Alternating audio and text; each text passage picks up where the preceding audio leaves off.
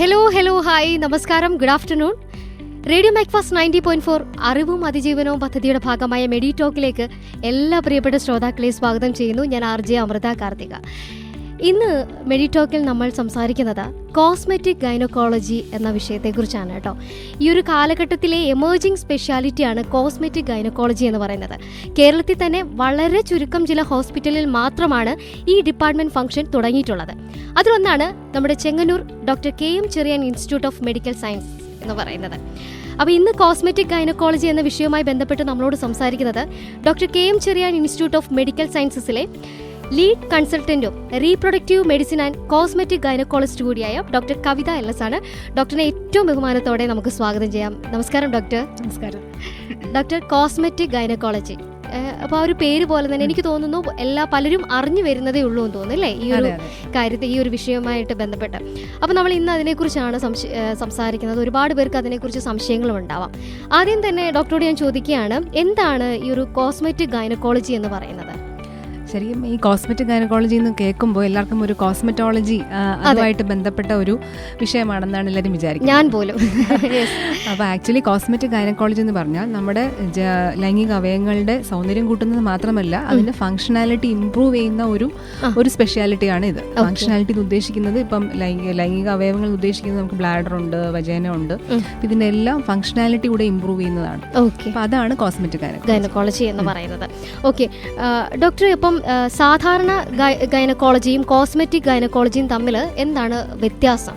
ഇപ്പോൾ സാധാരണ ഒരു ഗൈനക്കോളജി എന്ന് ഉദ്ദേശിക്കുമ്പോൾ നമ്മുടെ മനസ്സിൽ ഓടി വരുന്നത് എന്താ? ഇപ്പോൾ കുട്ടികളാണെങ്കിൽ അല്ലെങ്കിൽ ഒരു പീരീഡ്സ് ആയി കഴിഞ്ഞ ഒരു പെൺകുട്ടിയാണെങ്കിൽ നമുക്ക് പീരീഡ്സ് സംബന്ധമായിട്ടുള്ള പ്രശ്നങ്ങളായിരിക്കാം. ഇപ്പം കല്യാണം കഴിക്കാൻ പോകുന്ന ഒരു കുട്ടിക്കാണെങ്കിലും പീരീഡ്സ് ഇറഗുലാരിറ്റിയോ അല്ലെങ്കിൽ PCOD ഇതൊക്കെ ആയിരിക്കും നമ്മുടെ മനസ്സിൽ വരുന്നത്. തീർച്ചയായിട്ടും മാരേജ് കഴിയുമ്പോൾ ചിലപ്പോൾ പ്രഗ്നൻസി ആവാനൊരു ബുദ്ധിമുട്ട്, അതിൻ്റെ ട്രീറ്റ്മെൻറ്റ് പോകും.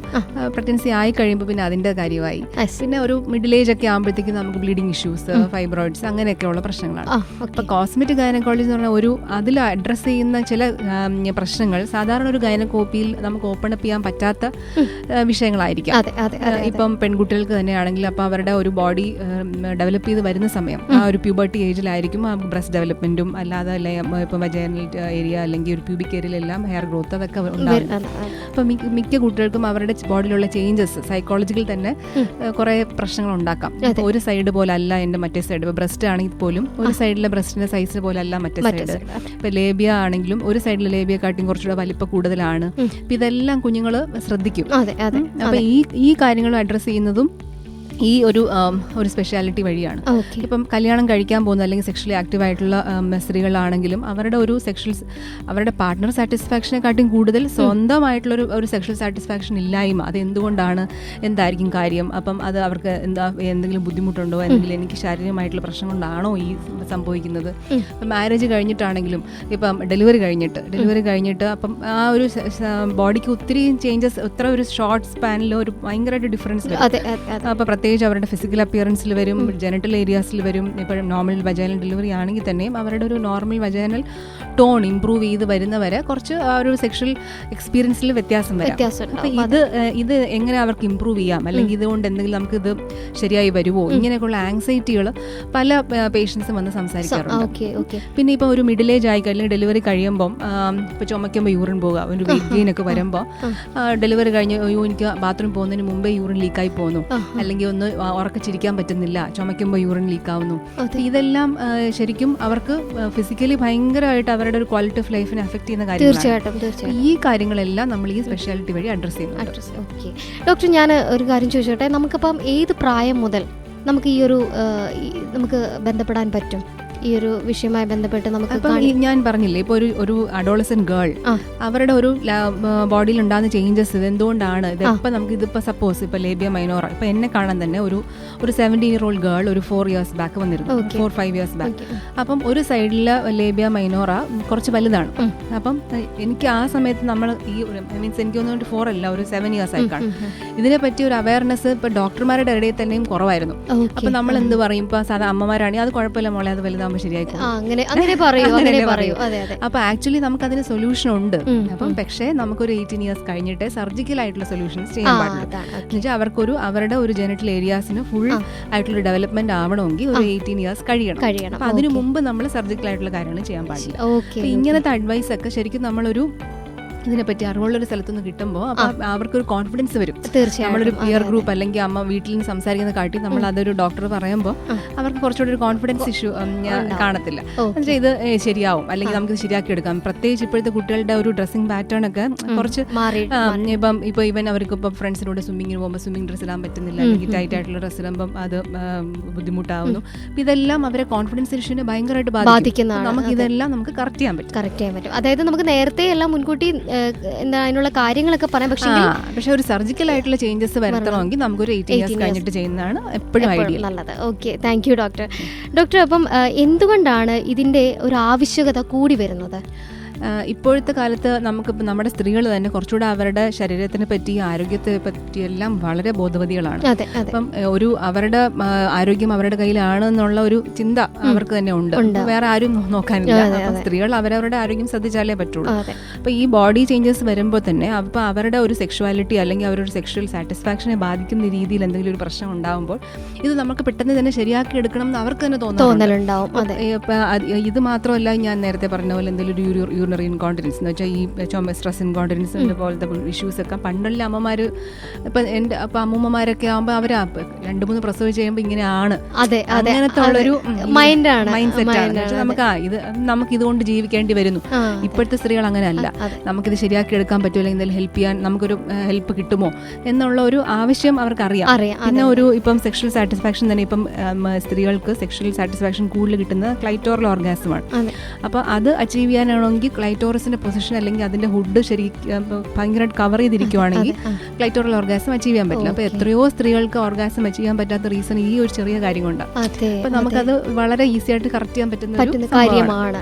ഇതിനെ പറ്റിയുള്ള ഒരു അവയർനെസ് ഇല്ലാത്തതുകൊണ്ട് മിക്കവരും അത് ഇങ്ങനെ അറിയാതെ പോകുന്നത്, അല്ലെങ്കിൽ ഞാൻ ഇതുകൊണ്ട് ജീവിക്കണം എന്ന് വിചാരിക്കുന്നു. ഭയങ്കര ക്വാളിറ്റി ഓഫ് ലൈഫിൽ ഭയങ്കര ഡിഫറൻസ് ഈ ഒരു കാര്യം കൊണ്ട് തന്നെ നമുക്ക് ഉണ്ടാക്കി. പക്ഷെ നമ്മൾ മുമ്പോട്ട് വരണം. എനിക്കൊരു പ്രോബ്ലം ഉണ്ട്, അല്ലെങ്കിൽ ഇങ്ങനെ എന്തെങ്കിലും ഒരു ഇഷ്യൂ ഉണ്ടെങ്കിൽ നമ്മൾ അതിനെ പറ്റി സംസാരിക്കണം. അതാണ് എനിക്ക് തോന്നുന്നു ഈ ഡോക്ടർ പറഞ്ഞതുപോലെ ഗൈനക്കോളജി ഇപ്പൊ ഇതിനെ സംബന്ധിച്ചിടത്തോളം ആർക്കും തുറന്നു പറയാനായിട്ടുള്ള ഒരു വേദി ഇല്ലാത്തതുകൊണ്ട്, ചിലപ്പോൾ ഒരു നാണക്കേടാണോ, ഒരു ചമ്മലാണോ, അതൊക്കെ സംസാരിക്കാൻ പറ്റുന്ന ഒരു വിഷയമാണോ എന്നുള്ള ഒരു ചിന്തയാണ് മിക്കവർക്കും കാണും. പിന്നെ വീട്ടിൽ നിന്ന് കിട്ടുന്ന കുറച്ച് ഉപദേശങ്ങൾ അങ്ങനെയാണ് കുറച്ച് കഴിയുമ്പോൾ അല്ലേ, അതൊക്കെയാണ്. Okay doctor. ഇനി അടുത്ത് എനിക്കൊരു ചോദ്യം ചോദിക്കാനുള്ളത്, കോസ്മെറ്റിക് ഗൈനക്കോളജിയിൽ സാധാരണയായി ചെയ്തു വരുന്ന പ്രൊസീജിയറുകൾ എന്തൊക്കെയാണ്? ഇപ്പം നമ്മൾ പ്രൊസീജിയർ എന്ന് ഉദ്ദേശിക്കുമ്പോൾ എല്ലാം സർജിക്കൽ പ്രൊസീജിയേഴ്സ് അല്ല. ഇതിലൊരു നമുക്കൊരു 70 to 80% നമുക്ക് നോൺ സർജിക്കൽ കാര്യങ്ങൾ കൊണ്ട് തന്നെ കറക്റ്റ് ചെയ്യാൻ പറ്റും. സർജറി ഇല്ലാതെ എന്ന് പറയുമ്പോഴത്തേക്കും നമുക്ക് അതിലുള്ള അഡ്വാൻറ്റേജസ് എന്ന് പറയാൻ നമുക്ക് അറിയാമല്ലോ. നമുക്ക് ഓപ്പറേഷൻ വേണ്ടെങ്കിൽ നമുക്കൊരു OP പ്രൊസീജിയർ ആയിട്ട് തന്നെ ചെയ്യാൻ പറ്റും. അനസ്തീഷ്യ വേണ്ട, പെയിൻ ഇല്ല. അവർക്കിപ്പോൾ ഇടയ്ക്കൊരു ലഞ്ച് ടൈം പ്രൊസീജിയർ ആയിട്ട് ചെയ്യാം. വേണമെങ്കിൽ ഉച്ചവരെ വർക്ക് ചെയ്തിട്ട് ഉച്ചയ്ക്ക് പോയി നമുക്കൊരു പ്രൊസീജിയർ ചെയ്തിട്ട് തിരിച്ച് ഓഫീസിൽ ജോയിൻ ചെയ്യാം. അപ്പം അത്ര ഒരു 30 minutes എടുക്കത്തുള്ളൂ. ഇത്രയും ഷോർട്ട് ടൈമിൽ നമുക്ക് ആ നോൺ സർജിക്കൽ കാര്യം ചെയ്യാം. ഇപ്പം ഞാനൊരു ജസ്റ്റ് നിങ്ങൾക്കൊരു ഔട്ട്ലൈൻ തരാം. എന്നുവെച്ചാൽ നമുക്കിപ്പോൾ ഒരു വജൈനൽ ലാക്സിറ്റി അല്ലെങ്കിൽ ഒരു ജെനിറ്റൽ ഏരിയ ഇപ്പം വജൈന ലൂസായിട്ടിരിക്കുന്നു. അപ്പോൾ അങ്ങനെയുള്ളവർക്ക് നമുക്ക് സർജറി ഇല്ലാതെ തന്നെ നോൺ സർജിക്കൽ ആയിട്ടുള്ള കാര്യങ്ങൾ, ഇപ്പോൾ ഹൈ ഇൻറ്റൻസിറ്റി ഫോക്കസ്ഡ് അൾട്രാസൗണ്ട് എന്നൊരു സംഭവമാണ്, ഹൈഫു, അതുപോലെ ജെറ്റ് പ്ലാസ്മ അല്ലെങ്കിൽ ലേസർ, ഇപ്പം carbon dioxide CO2 laser അല്ലെങ്കിൽ ഡയോഡ് ലേസർ, ഇങ്ങനത്തെ ഒക്കെ കാര്യങ്ങളുണ്ട്. അപ്പോൾ ഇത് ചെയ്യുന്നത് എങ്ങനെയെന്ന് വെച്ചാൽ നമുക്ക് ഇതിൻ്റെ ഈ നമ്മുടെ വജൈനൽ ടിഷ്യൂ അല്ലെങ്കിൽ നമ്മുടെ യൂറിത്രൽ ഏരിയയിലുള്ള ടിഷ്യൂവിൻ്റെ സ്ട്രെങ്തൻ ചെയ്യുന്നത് കൊളാജൻ എന്ന് പറഞ്ഞ ടിഷ്യൂ ആണ്. അപ്പം നമ്മൾ ഈ എനർജി ബേസ്ഡ് ഡിവൈസസ് കൊണ്ട് നമുക്ക് ഈ കൊളാജനെ റീവാസ്കുലറൈസേഷൻ ചെയ്യാൻ പറ്റും. എന്ന് വെച്ചാൽ ഇതിൽ കൂടുതൽ ബ്ലഡ് ഫ്ലോ വരും, ആ കൊളാജൻ്റെ ടിഷ്യൂസ് കുറച്ചുകൂടെ സ്ട്രോങ് ആവും, അപ്പം ഈ ഏരിയ കുറച്ചുകൂടെ ടൈറ്റൻ ആവും. അപ്പം ഇതാണ് ആ പ്രൊസീജിയർ. അപ്പം ഇത് നമ്മൾ അവിടുത്തെ ഒരു ടിഷ്യൂ എനർജി ബേസ്ഡ് ഡിവൈസിൻ്റെ ഒരു 40 to 42 ഡിഗ്രി വരെ ഒന്ന് ചെറുതായിട്ട് ചൂടാക്കുന്ന പോലെ ആ എനർജി കൊണ്ട് ഉണ്ടാകുന്ന ചേഞ്ച്, ആ ചേഞ്ച് കാരണം നമുക്ക് ഇവിടുത്തെ ടിഷ്യൂ കുറച്ചുകൂടെ ടൈറ്റൻ ചെയ്യാൻ പറ്റും. അപ്പം മേ ബി ചിലപ്പോൾ നിങ്ങൾക്ക് ഒരു 3 to 4 സിറ്റിംഗ്സ് വരുമായിരിക്കും. ചെയ്യുമായിരിക്കും, പക്ഷെ അത് സർജറി ഇല്ലാതെ എന്ന് വെച്ചാൽ ഒരു 30 മിനിറ്റ്സിൽ സമയം എടുക്കുന്നുള്ളൂ. ഇത് അഫോർഡബിൾ ആയിട്ടുള്ള രീതിയിൽ ചെയ്യാൻ പറ്റും. അപ്പൊ അത് തന്നെ ലൈഫിൽ ഉണ്ടാക്കുന്ന മാറ്റങ്ങൾ ഭയങ്കര കൂടുതലാണ്. അപ്പൊ ഇതിനോടൊപ്പം തന്നെ നമ്മൾ ശരീരത്തിന് എക്സസൈസും ഡയറ്റും ഒക്കെ നമ്മൾ അതിനെ പറ്റിയൊക്കെ പറഞ്ഞു തരും. അപ്പൊ നിങ്ങൾക്ക് എന്തെങ്കിലും ഹോർമോൺ ചേഞ്ചസ് ഉണ്ടെങ്കിൽ നമുക്ക് അതും കറക്റ്റ് ചെയ്യാൻ പറ്റും. ഓക്കെ ഡോക്ടർ, നമുക്കിങ്ങനെ ചെയ്തതിന് ശേഷം നമ്മൾ ശ്രദ്ധിക്കേണ്ടതായിട്ടുള്ള കുറച്ച് കാര്യങ്ങളുണ്ടോ? എന്തെങ്കിലും നോൺ സർജിക്കൽ കാര്യം ആക്ച്വലി ഒരു കാര്യമില്ല. നമ്മളെ ഡയറ്റ് നിങ്ങൾക്ക് നോർമൽ വീട്ടിൽ പോയി ബാക്കി കാര്യങ്ങളെല്ലാം ചെയ്യാം. സെക്ഷൽ കാര്യങ്ങൾക്കൊന്നും ഒരു ഇത്രയും ദിവസം കഴിഞ്ഞിട്ട് അങ്ങനെ ഒരു ഗ്യാപ്പ് ഒന്നും ഇല്ല, എല്ലാം നോർമൽ പോലെ തന്നെ. അങ്ങനെ ഒരു ഗ്യാപ്പോ അല്ലെങ്കിൽ ഒരു റെസ്റ്റിന്റെ പീരീഡോ അങ്ങനെ ഇല്ല. ഈ കോസ്മെറ്റിക് ഗൈനക്കോളജിയിൽ ഓപ്പറേഷൻ ഇല്ലാതെയുള്ള പ്രൊസീജിയറുകൾ ചെയ്യുമ്പോൾ രോഗികൾക്ക് നൽകുന്ന അല്ലെങ്കിൽ നൽകേണ്ട അവബോധവും പ്രതീക്ഷയും എന്തൊക്കെയാണെന്നൊന്ന് പറയാമോ? ഇപ്പം ഞാൻ പറഞ്ഞല്ലോ, നമുക്ക് നോൺ സർജിക്കലായിട്ടും സർജിക്കലായിട്ടുള്ള പ്രൊസീജിയേഴ്സ് ഉണ്ട്. പക്ഷെ നമ്മൾ മനസ്സിലാക്കേണ്ടത് എല്ലാവർക്കും ഇത് നോൺ സർജിക്കൽ ചെയ്യാൻ പറ്റില്ല. അപ്പം അതിനൊരു ക്രൈറ്റീരിയ ഉണ്ട്. ഒരു ലെവൽ കൂടുതലാണെങ്കിൽ ഇപ്പം യൂട്രസിന് താഴ്ച അല്ലെങ്കിൽ ബ്ലാഡറിന് താഴ്ച നമുക്കൊരു 2nd ഡിഗ്രി വരെ നമുക്ക് നോൺ സർജിക്കലായിട്ട് കറക്റ്റ് ചെയ്യാൻ പറ്റും. അതിൽ കൂടുതൽ താഴ്ച ഉള്ളവർക്ക് നമുക്ക് അത് ചെയ്യാൻ പറ്റില്ല. അപ്പം അത് നമ്മൾ എക്സാമിൻ ചെയ്ത് ഈ കാര്യങ്ങളൊക്കെ സംസാരിച്ച് നമ്മൾ രോഗിക്ക് എത്രത്തോളം ബുദ്ധിമുട്ടുണ്ട്, എത്ര നാളായിട്ടുള്ള ബുദ്ധിമുട്ടാണ്, പിന്നെ രോഗിയുടെ പ്രായം, ഇതെല്ലാം വെച്ചിട്ടാണ് നമ്മൾ സർജിക്കൽ വേണോ നോൺ സർജിക്കൽ വേണോ ഡിസൈഡ് ചെയ്യാം. ഇപ്പം സർജിക്കൽ നോൺ സർജിക്കൽ എന്ന് പറയുമ്പോൾ നമുക്ക് ഇപ്പം സർജറി ചെയ്യുന്ന പോലെ അത്ര ഫാസ്റ്റ് ആയിട്ടുള്ള റിസൾട്ടും നമുക്ക് കിട്ടത്തില്ല. ഒരു 3 to 4 സിറ്റിംഗ്സ് എന്ന് പറഞ്ഞാൽ ഒരു സിറ്റിങ്ങിന്റെ എഫക്റ്റ് തന്നെ ചിലപ്പോൾ നമുക്കൊരു 3 വീക്സ് എങ്കിലും എടുക്കും. മനസ്സിലായോ? എന്നുവെച്ചാൽ നമ്മുടെ ഇതിന്റെ ഒരു മെക്കാനിസം എന്ന് പറയുന്നത് ഞാൻ പറഞ്ഞില്ലേ, ഒരു റീവാസ്കുലറൈസേഷൻ, ആ കൊളാജന്റെയും ഇലാസ്റ്റിന്റെയും പുതിയ സെൽസ് ഉണ്ടാവുകയാണ്. അപ്പൊ ആ ഉണ്ടായി വരുന്നൊരു സമയം 6 വീക്സ് എടുക്കും. അപ്പൊ ആ ഒരു റീജനറേറ്റിംഗ് ടൈം നമുക്ക് കൊടുക്കേണ്ടി വരും. ഒറ്റ സിറ്റിംഗ് കൊണ്ട് ശരിയാവില്ല. അപ്പൊ നമ്മൾ എത്രത്തോളം, അതാണ് ഞാൻ പറഞ്ഞത്, കൂടുതലായിട്ട് ബുദ്ധിമുട്ടുണ്ടെങ്കിൽ നമുക്ക് സർജിക്കൽ വേണ്ടി വരും. അപ്പൊ നോൺ സർജിക്കൽ രീതി ചെയ്യുമ്പോൾ ഇപ്പൊ പ്രായം കുറവുള്ളവർക്ക് പെട്ടെന്ന് റിസൾട്ട് വരും. അവരുടെ ബോഡി റിയാക്ട് ചെയ്ത് പെട്ടെന്ന് റിയാക്ട് ചെയ്യും. പക്ഷെ ഏജ്ഡ് ആയിട്ടുള്ള ആൾക്കാർക്ക് ചിലപ്പോൾ കുറച്ച് സമയം എടുക്കും. അപ്പൊ അത് ഇപ്പൊ നമുക്കിപ്പം സർജറി ചെയ്യാൻ പറ്റാത്ത ആയിട്ടുള്ള മെഡിക്കൽ കണ്ടീഷൻസ് ഉള്ളവർക്കാണെങ്കിലും ഇത് യൂസ്ഫുൾ ആണ്. അപ്പൊ ഇതാണ് അതിലുള്ള അഡ്വാൻറ്റേജ്. പിന്നെ നമ്മൾ രണ്ടാമത്തെ കാര്യം മനസ്സിലാക്കേണ്ടതിൽ പല രീതിയിലുള്ള നോൺ സർജിക്കൽ മെത്തേഡ്സ് ഉണ്ട്. ഇപ്പം ഹൈ ഇന്റൻസിറ്റി ഫോക്കസ്ഡ് ആയിട്ടുള്ള അൾട്രാസൗണ്ട്, പിന്നെ റേഡിയോ ഫ്രീക്വൻസി, പിന്നെ ലേസർ, പിന്നെ ജെറ്റ് പ്ലാസ്മ, ഇതെല്ലാം പല രീതിയിലുള്ള എനർജി ബേസ്ഡ് ഡിവൈസസ് ആണ്. അപ്പം ഇത് നമുക്ക് ശരീരത്തിന് ദോഷമില്ലാത്ത രീതിയിൽ FDA അപ്രൂവ് ആയിട്ടുള്ള ആ നാനോമീറ്റേഴ്സിലുള്ള വേവ് ലെങ്ത്തിലുള്ള റേഡിയോ ഫ്രീക്വൻസി അല്ലെങ്കിൽ ഇലക്ട്രോമാഗ്നറ്റിക് വേവ്സ് ആണ് ഇത് യൂസ് ചെയ്യുന്നത്. ഇപ്പം ലേസറിലാണെങ്കിലും ആ ഒരു വേവ് ലെങ്ത്തിലുള്ള കാര്യങ്ങളാണ് പോകുന്നത്. അപ്പം അതുകൊണ്ട് നമുക്ക് ശരീരത്തിന് വേറെ പ്രശ്നങ്ങൾ ഉണ്ടാകത്തേയില്ല. അതിനെപ്പറ്റി ഒന്നും നമുക്ക് ടെൻഷൻ ഉണ്ടാവേണ്ട ആവശ്യമില്ല. ഇതാണ് നമ്മൾ മനസ്സിലാക്കേണ്ടിയിരിക്കുന്നത്. പിന്നെ നമുക്ക് ഇപ്പം എപ്പോഴും നമ്മൾ പറയും, ഒരു ഇപ്പം ഈ ഓർഗാസം അച്ചീവ് ചെയ്യാൻ ബുദ്ധിമുട്ടുള്ളവർ അല്ലെങ്കിൽ ഒരു വജൈനൽ ടൈറ്റനിങ് കുറവുള്ളവർക്ക് ഇവർക്ക് ചിലപ്പോൾ ഒരു കോമ്പിനേഷൻ ഓഫ് ട്രീറ്റ്മെന്റ് വേണ്ടി വരാം. ലൈക്ക് ഹൈ ഫ്രീക്വൻസി പ്ലസ് ഒരു PRP means plated rich plasma, അതിന്റെ ഇഞ്ചക്ഷൻസ് ചിലപ്പോൾ വേണ്ടി വരാം. അപ്പോൾ അതും എല്ലാം OP ആയിട്ട് ചെയ്യാൻ പറ്റുന്നുണ്ട്. അപ്പോൾ ഇത് കുറച്ചുകൂടെ എഫക്റ്റീവ് ആയിരിക്കും. അപ്പോൾ അത് നമ്മൾ ഡോക്ടറായിട്ട് നിങ്ങളുടെ ബുദ്ധിമുട്ട് ഡോക്ടറായിട്ട് സംസാരിച്ച് അതൊരു ടീം വർക്കായിട്ട് ചെയ്താലാണ് കുറച്ചുകൂടെ ഓപ്പൺ ആയിട്ട് സംസാരിക്കണം. അതാണ് ഏറ്റവും ഇമ്പോർട്ടൻറ്റ്. നിങ്ങളുടെ പ്രശ്നം നിങ്ങൾക്ക് മാത്രമേ അറിയാവുള്ളൂ. അപ്പം നിങ്ങളുടെ ഹസ്ബൻഡിന് പോലും അല്ലെങ്കിൽ നിങ്ങളുടെ ഒരു സെക്ഷൽ പാർട്ട്ണറിന് പോലും അത് അത്രയും ക്ലിയർ ആയിട്ട് പറയാൻ പറ്റും. അവർക്ക് അവരുടെ ഒരു ബുദ്ധിമുട്ട്, എന്തൊക്കെ ബുദ്ധിമുട്ടുകൾ നമുക്ക് ഫേസ് ചെയ്യുന്നുണ്ട്, അതെല്ലാം ഓപ്പൺ ആക്കുക. അപ്പം കമ്മ്യൂണിക്കേറ്റ് ചെയ്യണം. നിങ്ങളുടെ പ്രശ്നം ഇപ്പോൾ ഒറ്റ പ്രാവശ്യം കണ്ടതുകൊണ്ട് ചിലപ്പം പല പേഷ്യൻസും ഇപ്പോൾ OP വന്നിട്ട് മേ ബി അവർ വന്ന കാര്യമേ അതിന് എന്താണ് അവർ പറയാൻ ഉദ്ദേശിച്ചത് അത് അവർ ഒരു 20 മിനിറ്റ് കഴിഞ്ഞിട്ട് സംസാരിക്കുള്ളൂ.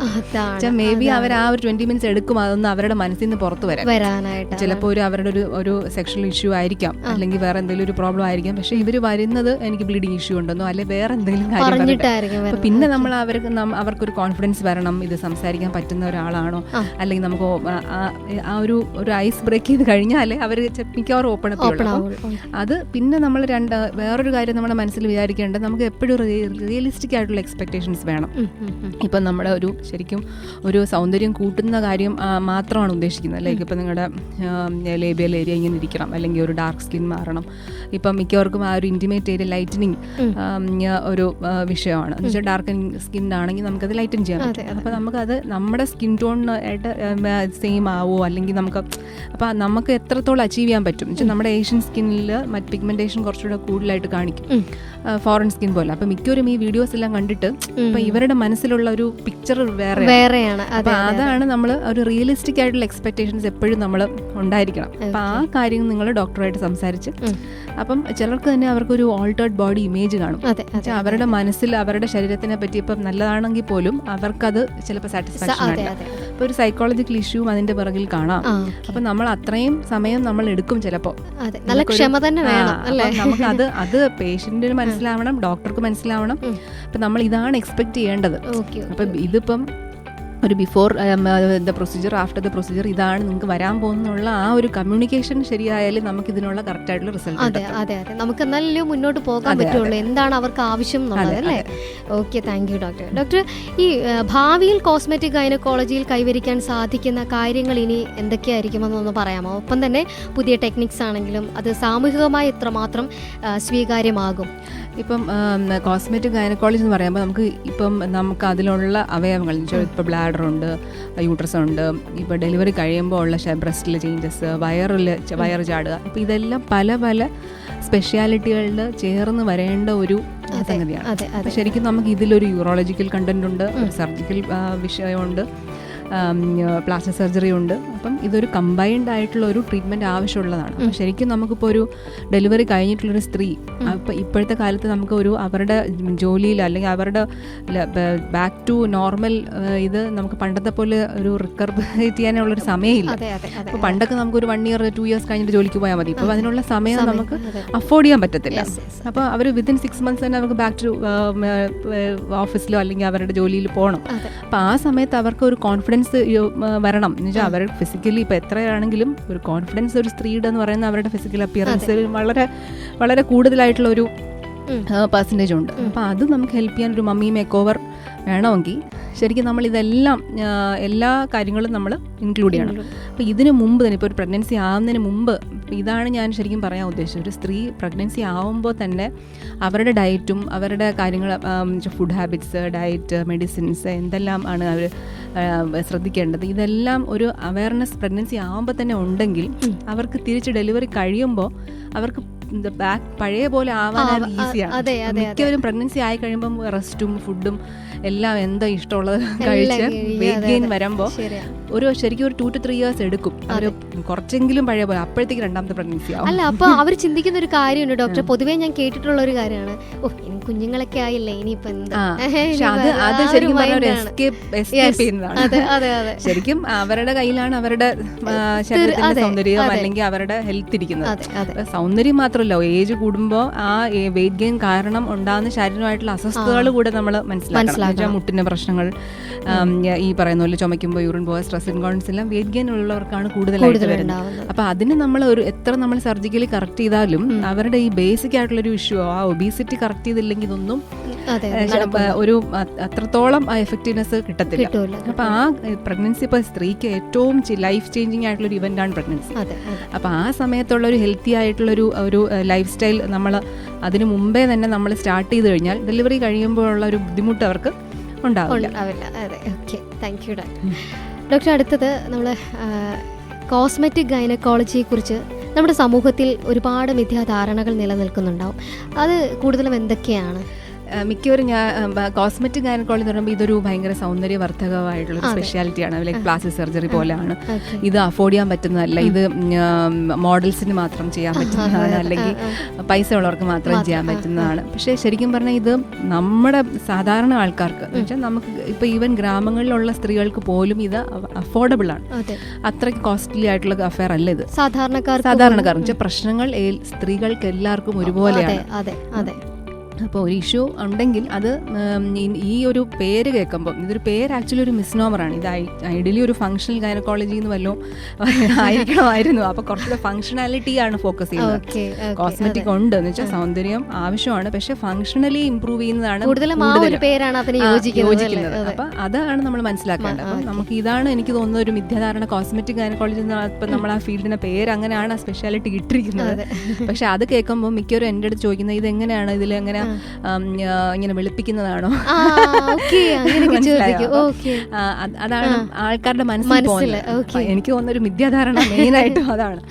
ഓക്കെ, അപ്പം അത് അല്ലേ എല്ലാവരും ഒന്ന് മനസ്സിലാക്കുക. അപ്പോൾ ഡോക്ടർ, ഞാൻ ആദ്യം തുടക്കം പറഞ്ഞതുപോലെ തന്നെ കേരളത്തിൽ തന്നെ ചുരുക്കം ചില ഹോസ്പിറ്റൽ മാത്രമേ ഉള്ളൂ ഇത്. അതിലൊന്നാണ് നമ്മുടെ ഡോക്ടർ KM ചെറിയാൻ അല്ലേ, ഇൻസ്റ്റിറ്റ്യൂട്ട് ഓഫ് മെഡിക്കൽ സയൻസ് എന്ന് പറഞ്ഞത്. അപ്പം അവിടെ വരികയാണെങ്കിൽ തീർച്ചയായിട്ടും ഇപ്പോൾ ഡോക്ടർ പറഞ്ഞതുപോലെ തന്നെ അഫോർഡ് ചെയ്യാൻ പറ്റുന്ന, അഫോർഡബിൾ ആയിട്ടുള്ള അല്ലേ, അതായത് സാധാരണ സാധാരണക്കാർക്ക് പോലും അവർ മനസ്സുണ്ടെങ്കിൽ തുറന്നു പറയാൻ അവർക്ക് പറ്റുമെങ്കിൽ തീർച്ചയായിട്ടും അവിടെ ചെല്ലാം, അല്ലേ? സഹായിക്കാൻ പറ്റും. ഒരു തുറന്ന പറച്ചിലാണ് ഇതിന് മെയിനായിട്ട് കമ്മ്യൂണിക്കേറ്റ് ചെയ്യണം. അതെ, നിങ്ങൾ ഡോക്ടറുമായിട്ട് തുറന്ന് സംസാരിക്കുക എന്നുള്ളത്. നമ്മൾ പണ്ട് പറയത്തില്ലേ, ഡോക്ടറിനോടും എന്താണ് അഡ്വക്കേറ്റ്സിനോടും നമ്മൾ കള്ളം പറയരുത്, തുറന്ന് പറയണമെന്ന് പറഞ്ഞതുപോലെ തന്നെ. ഓക്കെ ഡോക്ടർ, അപ്പോൾ എന്തായാലും എനിക്ക് തോന്നുന്നു ഈ ഒരു ചെറിയ സമയം കൊണ്ട് പറഞ്ഞു തീർക്കാവുന്ന ഒരു വിഷയമല്ല, അല്ലേ? ഇതിനെക്കുറിച്ച് ഒരുപാട് കാര്യങ്ങളുണ്ട്. സർജിക്കൽ കാര്യത്തിനെ പറ്റി നമ്മൾ അധികം സംസാരിച്ചില്ല. സർജറി എന്തൊക്കെയാണ് ഉള്ളതെന്ന് പറയുമ്പോൾ നമുക്കൊരു ഞാൻ പറഞ്ഞില്ലേ, ക്ലൈറ്റോറിസ് ആണ് ഒരു ജെനിറ്റൽ ഓർഗനിന്റെ ഇമ്പോർട്ടന്റ് ആയിട്ടുള്ളൊരു അവയവം. അപ്പോൾ ക്ലൈറ്റോറിസ് മൂടിയിരിക്കുക, സ്കിൻ കൊണ്ട് ക്ലൈറ്റോറിയൽ ഹുഡ് എന്ന് പറയും. അത് എക്സസൈസ് ചെയ്യുമ്പോൾ തന്നെ നല്ല സെക്ഷലി അവർക്ക് നല്ല വ്യത്യാസം ഉണ്ടാവും. പിന്നെ PRP ഇഞ്ചക്ഷൻസ് ഉണ്ട്, പ്ലേറ്റഡ് റിച്ച് പ്ലാസ്മ ഇഞ്ചക്ഷൻസ് കൊടുക്കുമ്പോൾ തന്നെ ഓർഗാസം അച്ചീവ് ചെയ്യാത്തവർക്ക് അത് വ്യത്യാസം വരും. പിന്നെ ജെനിറ്റൽ ഇപ്പോൾ വജൈനൽ ലാക്സിറ്റി പറ്റി പറഞ്ഞല്ലോ, അത് നമുക്ക് നോൺ സർജിക്കൽ ഉണ്ട്, സർജിക്കൽ ഉണ്ട്. സർജിക്കലി തന്നെ നമുക്ക് വജൈനൽ ടൈറ്റനിങ് ചെയ്യാൻ പറ്റും. ഈവൻ ഹൈമനോപ്ലാസ്റ്റി വരെ ചെയ്യാൻ പറ്റും, റീവാജിനേഷൻ. അപ്പം നമുക്ക് ഇതൊന്നും അറിയില്ലല്ലോ, ആർക്കും അറിയില്ല എന്നുള്ളതാണ് സത്യം. ഇപ്പൊ ഡോക്ടർ പറഞ്ഞതുപോലെ തന്നെ എല്ലാവരും ഇത് മറ്റൊരു രീതിയിൽ ചിന്തിച്ചു വെച്ചിരിക്കുകയാണ്, ഇതെന്തോ, അല്ലേ? ഓക്കെ ഡോക്ടർ, അപ്പോൾ എന്തായാലും എനിക്ക് പ്രിയപ്പെട്ട ശ്രോതാക്കളോട് പറയാനുള്ളത്, എന്തെങ്കിലും ഈ ഒരു കാര്യത്തിൽ നിങ്ങൾക്ക് സജഷൻസ് അല്ലെങ്കിൽ എന്തെങ്കിലും ആഗ്രഹം ഉണ്ടെങ്കിൽ തീർച്ചയായിട്ടും നമ്മുടെ ഹോസ്പിറ്റലുമായിട്ട് കോൺടാക്ട് ചെയ്യുക. Doctor KM Cherian institute of medical സയൻസുമായിട്ട് കോൺടാക്ട് ചെയ്യുക. അപ്പോൾ ഡോക്ടർ അവിടെ ഉണ്ടായിരിക്കും, അല്ലേ ഡോക്ടർ? ഓക്കെ, അപ്പോൾ ഈ ഒരു തിരക്കിനിടയിൽ വന്ന് ഇത്രയും സമയം കൊണ്ട് നമുക്ക് എന്തായാലും ഈ ഒരു സമയത്ത് ഞാൻ പറഞ്ഞില്ലേ, ഒരുപാട് കാര്യങ്ങളുണ്ട് നമുക്ക് ഈ ഒരു വിഷയവുമായി ബന്ധപ്പെട്ട്. എന്നാലും നമ്മളോട് അത്യാവശ്യം കാര്യങ്ങളെല്ലാം ഷെയർ ചെയ്തു. Thank you so much doctor. Thank you.